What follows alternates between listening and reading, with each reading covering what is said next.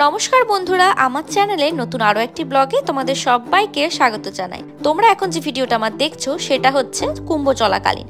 তখন আমরা কুম্ভ যাওয়ার আগে বেনারসে একদিন স্টে করেছিলাম।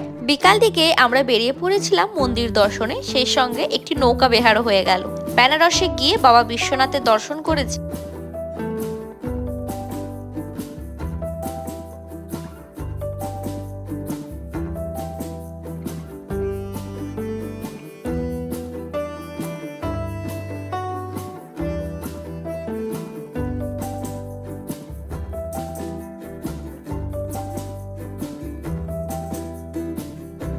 সন্ধে হয়ে যেতে আমরা বেরিয়ে পড়লাম হোটেলের উদ্দেশ্যে।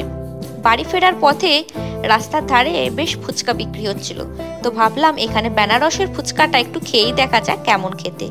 ফুচকা খাওয়া হয়ে যাওয়ার পর আমরা নিয়েছিলাম একটা করে আইসক্রিম।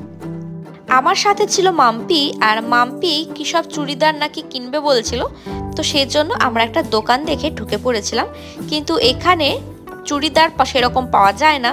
এখানে মেন যেটা পাওয়া যায় সেটা হচ্ছে শাড়ি, আর সেই সঙ্গে চুড়িদার বলতে এখানে ওরা পিস বোঝাচ্ছিল, মানে ওদের কাছে অনেক রকমের পিস পাওয়া যায়, কিন্তু রেডিমেড তৈরি করা চুড়িদার এখানে পাওয়া যাচ্ছিল না।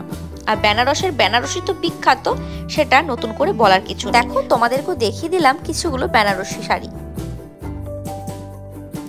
আর একটা জিনিস জানেন তো, বেনারসের পিতল বা কাঁসার জিনিসের কোয়ালিটি কিন্তু বেশ ভালো হয়। তো আমি এই জিনিসগুলো কিনেছিলাম ওখানে, আর সেই সঙ্গে নিয়েছিলাম একটা ছোট্ট প্রদীপ।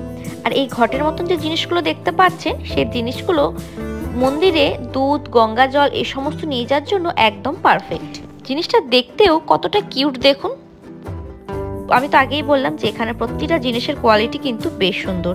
আর এই যে বড় থালাটা, সে সঙ্গে আরো কিছু জিনিস আছে যেগুলো মাম্পি কিনেছিল ওর বাড়ির জন্য আর ওর বাপের বাড়ির জন্য। আর সব শেষে নিয়েছিলাম আমার খুব পছন্দের একটা জিনিস, সেটা হচ্ছে চুড়ি। আমার আবার এই ধরনের চুড়ি পরতে বেশ ভালো লাগে। আজকের ভিডিওটা এখানেই শেষ করছি, দেখা হবে অন্য ব্লগে তোমাদের সাথে। এখনকার মতো বাই বাই।